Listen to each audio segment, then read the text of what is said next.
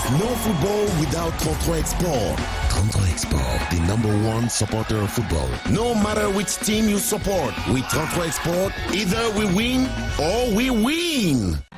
Ce programme vous est proposé par Melbet. Pariez sur la Coupe d'Afrique des Nations avec 20% de cashback. Que le spectacle continue.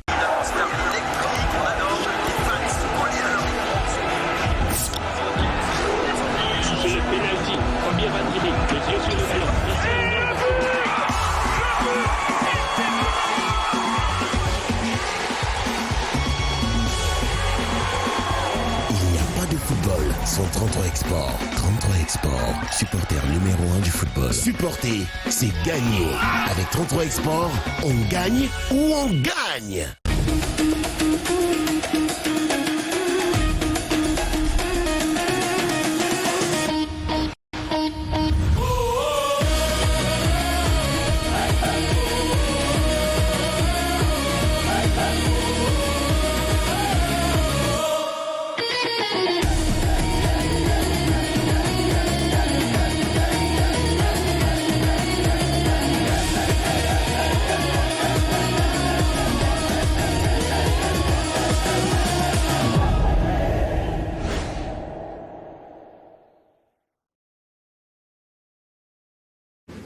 Bon après-midi à tous, bienvenue sur Canada International pour ce rendez-vous de la 35e édition de la Coupe d'Afrique des Nations. Une autre belle affiche cet après-midi, le Nigeria qui va affronter l'Algérie. Et pour analyser cette rencontre, d'abord avec Aïssé. Good afternoon, Alain Shisenkanga. Good afternoon to our televiewers. We are on to the third quarterfinal of the ongoing African Cup of Nations, where it's promising to be beautiful football, of course, between the Super Eagles of Nigeria and Algeria. Two teams that we are recalling at the group stage finished with 9 points each. And of course, they managed to beat their counterparts at the level of the 8th finals, with Nigeria sweeping Mozambique 4-0. Algeria winning at the extra time. Today we are promising, the encounter is promising fireworks, and of course we are looking forward to see a beautiful game of football. Et j'espère on vivra une belle rencontre comme on a vécu jusqu'ici depuis le début de ces quarts de finale. Malheureusement, on a assisté hier à la défaite d'élimination des Lions indomptables. Oui, c'est vrai qu'on va parler du Nigeria aujourd'hui, mais je sais que Coris et Patrick Mifeyo, qui est avec nous, vont certainement dire un petit mot là-dessus. Mais je vais commencer par les présenter. On commence peut-être par Patrick. Bon après-midi et merci d'être là. Merci Alain, merci à Aysen, merci à Coris d'être là encore. Bon après-midi et bon après-midi aux téléspectateurs encore qui nous font confiance cet après-midi. Vous êtes bien réveillés ce matin, ça va? Par la grâce de Dieu, nous sommes des supporters. On sait qu'une telle rencontre a une seule issue, soit c'est la victoire, soit c'est une défaite. Donc on accepte ce qui vient, on prend et puis on se dit, on se remet en question et on continue. Et on analysera cette rencontre avec Coris Secouaté qui est également avec nous. Bon après-midi Coris. Alors bon après-midi Alain Gislain, bonsoir aux millions de téléspectateurs de Canada International. Je salue particulièrement ceux qui nous suivent depuis la ville de Banjul et je pense évidemment au numéro 1 de cette ville-là, le préfet Lagnu Harry, un fan numéro 10, un passionné de sport en général et du football en particulier. Et Alain Gislain, comme de tradition, nous allons entrer une fois de plus avec une ou deux dates. Parce que nous parlons aujourd'hui du match Nigeria contre l'Algérie. Alors, deux dates. 16 mars 1990, au stade du 5 juillet d'Alger, finale de la CAN organisée par l'Algérie. Victoire 1-0 de l'Algérie sur le Nigeria, un but de Moussa Saïd. Et là, l'Algérie soulevait son premier titre. 14 juillet 2019, alors qu'on est plongé dans la célébration de la fête du côté de la France, alors non, du côté de l'Afrique, et plus précisément au stade international du Caire, devant 45 700 spectateurs, demi-finale de la CAN 2019, Algérie 2, Nigeria 1. Il y a eu ce but ouverture du score de 3-50 contre son camp, le capitaine nigérian de l'époque. Égalisation d'Igalo à la 75e minute. Derrière, on a eu ce but assassin de Riyad Mahrez à la 95e minute. L'Algérie se qualifiait pour sa deuxième finale. Et derrière, c'est un deuxième titre pour l'Algérie remporté, je crois, face au Sénégal. Donc, des confrontations en phase finale de la CAN, Nigeria-Algérie, on en a eu, mais il y a une domination côté Algérie. Alors, cette affiche Nigeria-Algérie, Patrick, il faut dire que le Nigeria, c'est l'une des meilleures, si ce n'est la meilleure attaque depuis le début de la compétition, avec 12 buts inscrits, c'est 4 buts concédés. En face, l'Algérie, c'est l'une, si ce n'est la meilleure défense de ce tournoi, avec un seul but encaissé. Quand on regarde ces deux tableaux, la différence peut se faire à quel niveau ce soir? Non, sur le jeu, le système que proposera chaque coach. Parce qu'il faut dire que ces deux nations ont toujours eu des rencontres équilibrées. Même si on a un ascendant du côté de l'Algérie, Coris le rappelait très bien, ce sera pratiquement la 26e rencontre aujourd'hui. Et les précédentes, l'Algérie en a remporté au moins 10 matchs.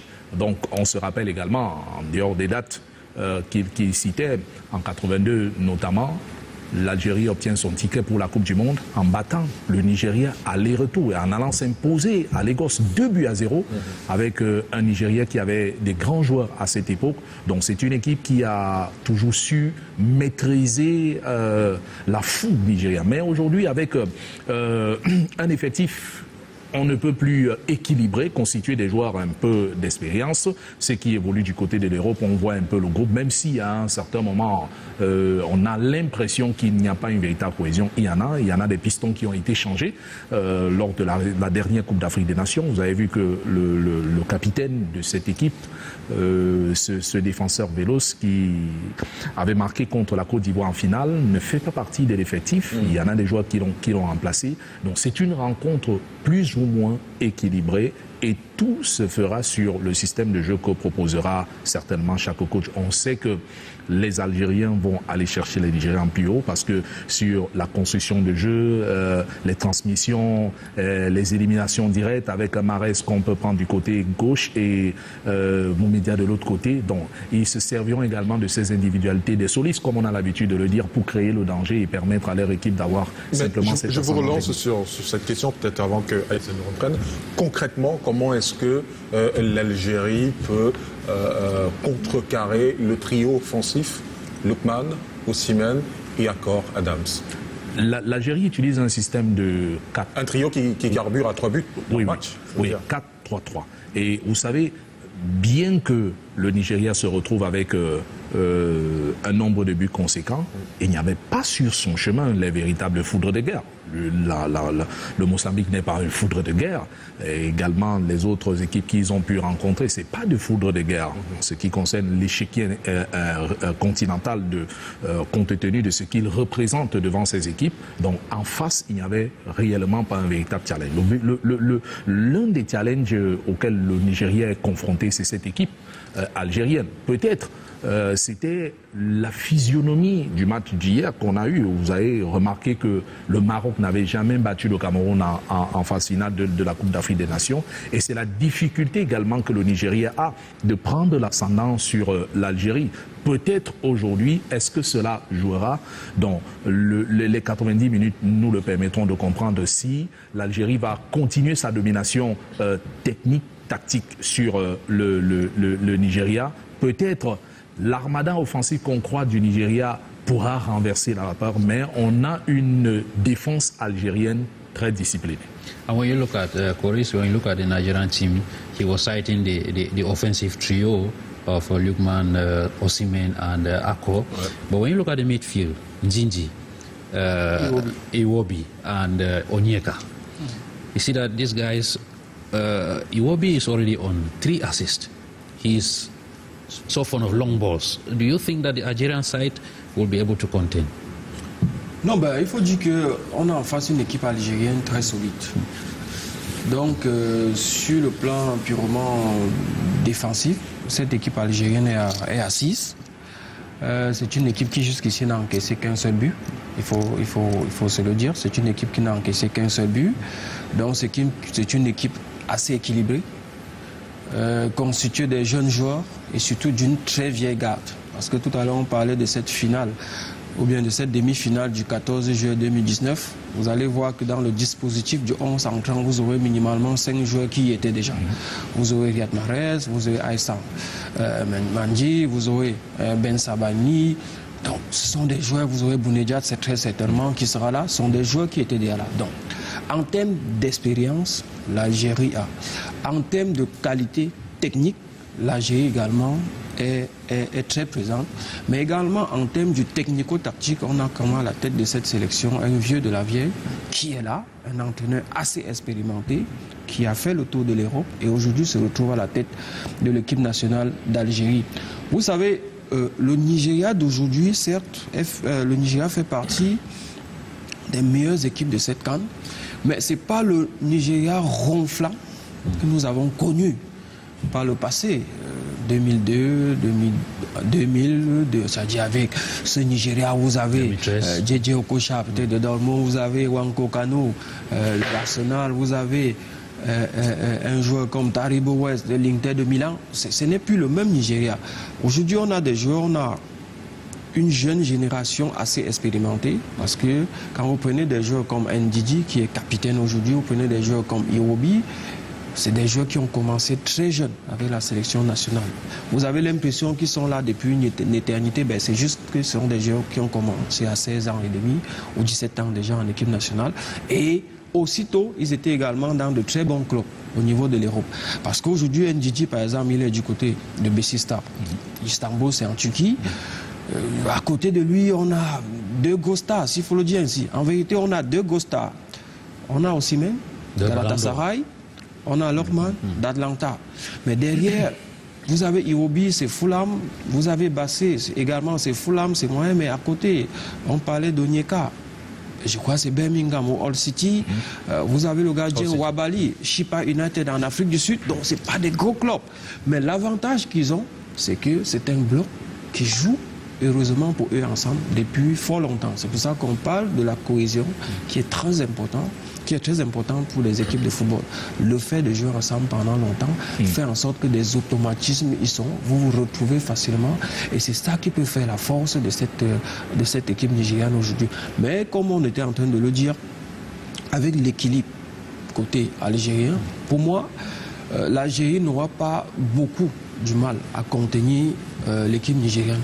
C'est une équipe qui marque beaucoup, mais également qui a encaissé. Parce que c'est 12 buts en 4 matchs, c'est une moyenne de 3 buts par match. Mais également, c'est 4 buts encaissés en 4 matchs, une moyenne d'au moins 1 but encaissé par match, contrairement à l'Algérie.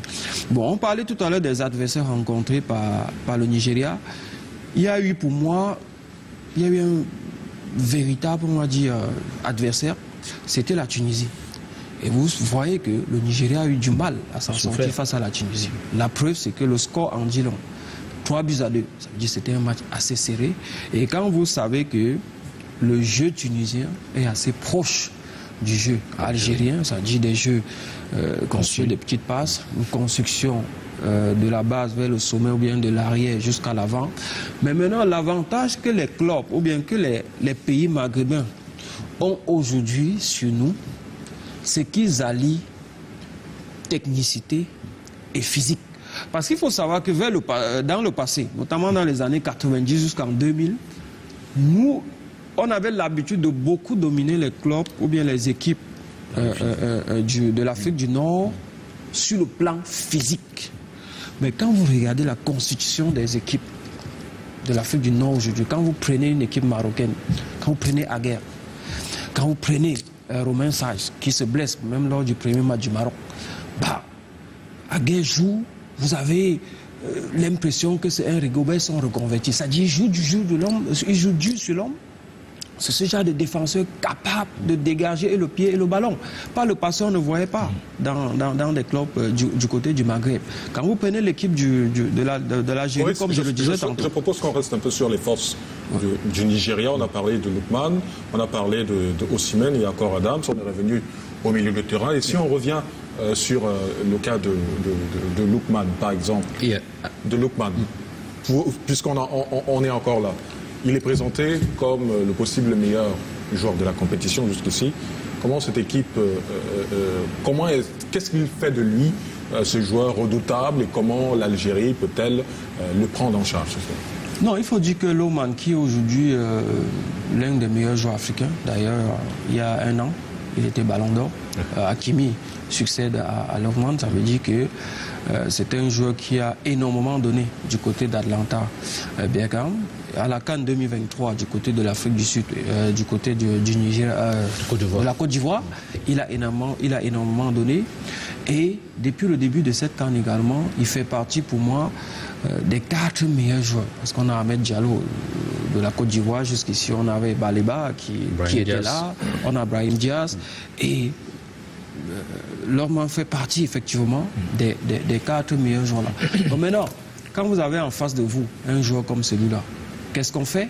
Est-ce qu'il faut mettre un dispositif pour contrer Lookman, ou il faut jouer son jeu et compter sur ses propres forces? Moi, je pense que c'est ce que l'Algérie va faire. Parce que si l'Algérie commet cette erreur de mettre un dispositif anti-Lookman derrière, vous savez, le Nigeria a cette faculté que tout le monde peut marquer dans cette équipe. Que ce soit des défenseurs centraux, des milieux, Ndidi, Iwobi, Ima, que ce soit en club comme en équipe nationale. Donc on ne peut pas prendre le risque de mettre un dispositif anti. Surtout qu'à côté de lui, vous avez Ako Adams, le joueur de FC Séville, qui est également très dangereux, notamment sur les côtés. Vous avez à côté de lui un tueur comme Victor Osimhen. Si vous prenez la peine de mettre 2 joueurs juste pour bloquer un joueur comme Lookman, mais qu'est-ce que vous faites d'Osimhen? Qu'est-ce que vous faites? Donc moi je pense que l'Algérie, très honnêtement, va jouer avec ses forces. L'Algérie va mettre sur pied son dispositif habituel, comptant effectivement non seulement sur son dispositif compacte, mais également sur ses individualités portées notamment par des joueurs comme Riyad Mahrez, Bounedjah et bien d'autres. From the last match till this match, Nigeria has had 2 major problems. The scenario between Osimhen and Lookman, the non-payment of match bonuses by the Nigerian government. The captain even had to take the engagement that if the government doesn't pay, he will pay. You think this will be a booster or it will rather demoralize their morale? Non, ils ont d'abord en tête de... vous savez, ils sont à la recherche d'un palmarès. Parce que jusqu'ici, le dernier titre remonte en 2013. Et aucun de ces joueurs ne faisait partie de cet effectif. Donc, ils sont déterminés à écrire leur propre histoire, puisqu'ils n'étaient pas loin. En 2023, en Côte d'Ivoire, ils ont été près du but. Donc, et il y a certains joueurs dans cet effectif qui reviennent pour cette compétition. Mais ces clichés aussi ne sont pas rassurants. Ces clichés qu'on a vus ne sont pas rassurants. Ça démontre à suffisance qu'il y a certains joueurs qui n'arrivent pas encore à contrôler leur ego, peut-être leur statut de joueur, de star, qu'on essaye d'entretenir dans certaines sélections, que personnellement, je dis personnellement, je regrette parce que ça finit toujours par avoir un impact, ça finit toujours par fragiliser le groupe quand certains joueurs ont une certaine considération mieux que d'autres. Je pense que le geste d'Osimhen était très impulsif et il aurait attendu que ce soit le coach qui fasse des remarques à Lookman qu'on joue pour l'équipe. On a parlé tout à l'heure, Cory se relevait tout à l'heure des atouts de Lookman, peut-être bien vu pour remporter le titre de meilleur joueur. C'est simplement sa lecture du jeu. Il a sa lecture du jeu, il a ses déplacements et sa capacité à 1 contre 1, à élimination directe, 1 contre 1. Et surtout à donner la dernière passe. Et à donner la dernière passe. Et il faut le dire qu'au cours de cette rencontre, il a été passeur décisif. Je suis celui qui est venu lui faire des remontrances. Donc c'était très impulsif et très déplacé de sa part. Maintenant, la question des primes, elle est récurrente avec cette équipe du Nigeria, mais je pense qu'elle est devenue plutôt une stratégie parce qu'elle donne l'impression qu'elle peut fragiliser le groupe, mais par contre, ce n'est pas là-bas que le problème se retrouve. Donc, l'adversaire, ce qui est prudent, ne se fait pas distraire par ce genre de situation parce qu'on sait qu'avec l'équipe nigériane, ce genre de situation arrive. Vous avez remarqué que lors des barrages, même à la veille des barrages, il y a eu cette question des primes qui s'est posée. Même à la récente Coupe d'Afrique des Nations, la question des primes s'est posée. Elle est devenue une question stratégique, mais pas une question de football. Alors, Raoul, je voulais savoir, on a parlé de la solidité de la défense de l'Algérie qui n'a encaissé qu'un seul but depuis le début de la compétition. Est-ce que, mais jusqu'ici, elle n'a pas encore affronté un adversaire du calibre, on va le dire, du Nigeria. Est-ce que vous pensez que cette équipe a des arguments physiques et tactiques pour tenir pendant 90 minutes, voire 120 minutes? Ce qui est rassurant avec cette équipe algérienne, c'est qu'elle joue son jeu, comme Coris le disait tout à l'heure. Elle joue son jeu, elle ne se préoccupe pas de l'adversaire, parce que son pressing qu'elle met haut. Vous avez vu comment la Tunisie a joué contre cette équipe nigériane. Donc il suffit seulement de presser haut et elle est en totale déperdition. Donc ce qu'on a remarqué. Donc elle a un groupe qui est capable d'assurer l'animation mise en place par le coach, de prendre des ballons de l'arrière vers l'avant. Elle est capable aussi d'animer des phases offensives, des attaques rapides, c'est-à-dire des contres. Elle est capable de le faire parce que le Nigeria laissera certainement les espaces avec ses pistons gauche et droite. Donc on a l'assurance que l'Algérie va pratiquer son football en toute sérénité sans mettre en place un plan pour contrer un joueur particulier. Alors, messieurs, je vous propose de marquer une pause et on se retrouve juste après pour la première partie de cette rencontre.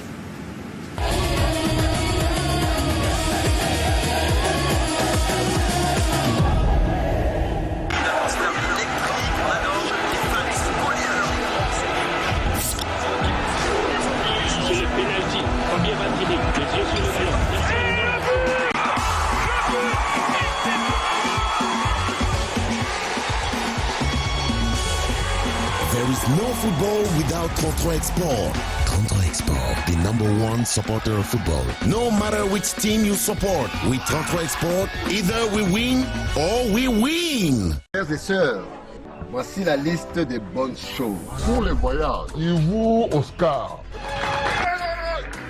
Pour les maillots indomptables. Pendant la fête du football, Orange met le cœur sur les lions indomptables. Des milliers de maillots, des voyages au Maroc et des Smart TV pour vivre chaque match des lions indomptables. Pour gagner, fais tes paiements via Orange Money au dièse 150 dièse ou compose le code imbattable Orange Data ou appelle au dièse 111 étoile 1 dièse ou encore directement rends-toi sur Max Eat. Pour supporter les lions indomptables, Orange est là. Ce bruit qui part du quad, qui bondit de terrain en terrain, qui rebondit de stade en stade, ce n'est pas juste le bruit d'un ballon, c'est le bruit de notre cœur qui bat pour le football, pour la victoire, pour la gloire. C'est le bruit de notre cœur qui bat pour les lions indomptables. Des voyages pour le Maroc, des voitures 4x4 $9, des milliers de maillots des lions et des millions de francs CFA à gagner chaque semaine avec Orange Bonus au dièse 111 étoile 1 dièse et Orange Money au dièse 102 dièse. Sponsor officiel des lions indomptables depuis 25 ans. Le dernier tir.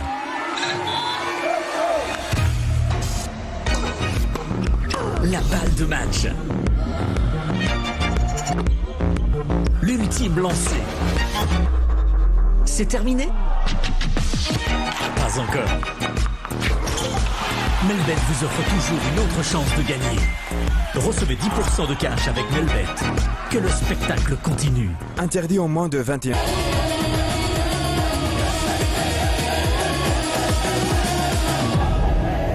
Here, we're known for our sense of service. It's all about finding ways to support you. Day after day, doing everything we can to be useful and providing energy in all its forms. Everywhere, every time, all across the continent.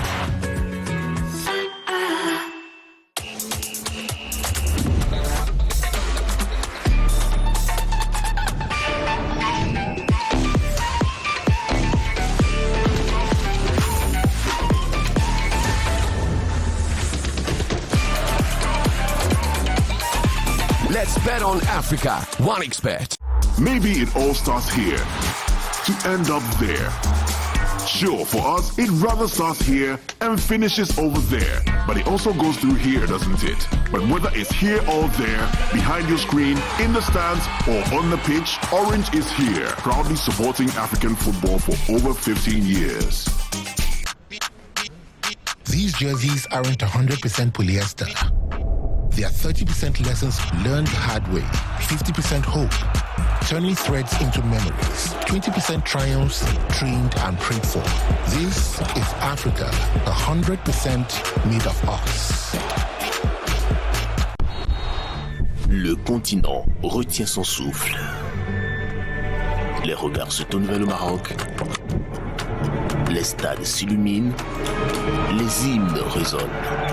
Et les stars du football africain écrivent un nouveau chapitre de l'histoire. Du 21 décembre au 18 janvier 2026, la CAN Maroc 2025 s'invite chez vous. Sur Niwak TV, des images intenses, des analyses qui éclairent. Ils n'ont jamais été assez tueurs dans la surface de réparation. Et un accès aux coulisses comme nulle part ailleurs. Cette année, l'Afrique joue grand et vous êtes aux premières loges. CAN Maroc 2025, 100% des matchs, 100% d'émotions, 100% en direct sur votre chaîne Niwak Sport, le boss des événements sportifs. Il est une terre où l'histoire rencontre l'avenir. Une nation forgée par la paix, portée par la stabilité qui ne vacille jamais. Bienvenue au Togo. Ici, nous avons transformé l'ambition en action. Grâce à des réformes audacieuses, le Togo est devenu une terre d'accueil privilégiée. Créer, innover, investir, tout se fait désormais avec une agilité nouvelle. De nos infrastructures logistiques de rang mondial à nos zones industrielles intégrées, chaque opportunité est une promesse de croissance durable. Un dynamisme économique soutenu par une vision politique claire, faire du Togo le hub d'excellence de la sous-région. Mais notre plus grande richesse, c'est notre peuple, talentueux, résilient et accueillant. En investissant dans l'éducation et la protection sociale pour tous, nous bâtissons une prospérité partagée où personne n'est laissé de côté. Stabilité, audace, progrès. Rejoignez la transformation, investissez au Togo.